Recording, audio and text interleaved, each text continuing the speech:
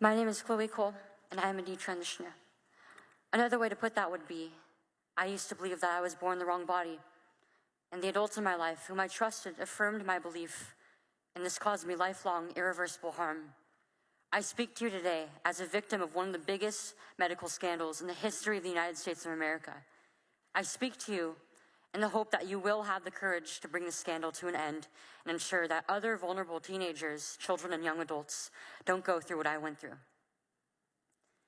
At the age of 12, I began to experience what my medical team would later diagnose as gender dysphoria. I was well into an early puberty, and I was very uncomfortable with the changes that were happening to my body. I was intimidated by male attention, and when I told my parents that I felt like a boy, in retrospect, all I meant was that I hated puberty, that I wanted this newfound sexual attention to go away, that I looked up to my brothers a little bit more than I did to my sisters. I came out as transgender in a letter I sent on the dining room table. My parents were immediately concerned. They felt like they needed to get outside help from medical professionals, but this proved to be a mistake. It immediately set our entire family down a path of ideologically motivated deceit and coercion. The gender specialist I was taken to see told my parents that I needed to be put on puberty-blocking drugs right away. They asked my parents a simple question: would you rather have a dead daughter or a living transgender son? The choice was enough for my parents to let their guard down, and in retrospect, I can't blame them. This is the moment that we all became victims of so-called gender-affirming care. I was fast-tracked onto puberty blockers and then testosterone. The resulting menopausal-like hot flashes made focusing on school impossible. I still get joint pains and weird pops in my back, but they were far worse when I was on the blockers. A month later, when I was 13, I had my first testosterone injection. This caused permanent changes to my body. My voice will forever be deeper, my jawline sharper, my nose longer, my bone structure permanently masculinized, my Adam's apple more prominent, my fertility unknown. I look in the mirror sometimes and I feel like a monster. I had a double mastectomy at 15. They tested my amputated breast for cancer, and I was cancer-free, of course. I was perfectly healthy.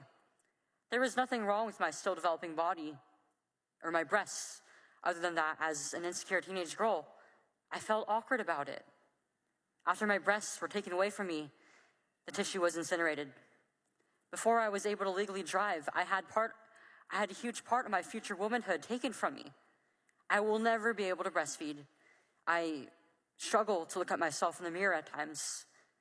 I still struggle to this day with sexual dysfunction. And I have massive scars across my chest, and the skin grafts that they took of my nipples are weeping fluid today, and they were grafted into a more masculine positioning, they said. After surgery, my grades in school plummeted. Everything that I went through did nothing to address my underlying mental health issues that I had. And my doctors, with their theories on gender, thought that all my problems would go away as soon as I was surgically transformed into something that vaguely resembled a boy. Their theories were wrong. The drugs and surgeries changed my body, but they did not and could not change the basic reality that I am and forever will be a female.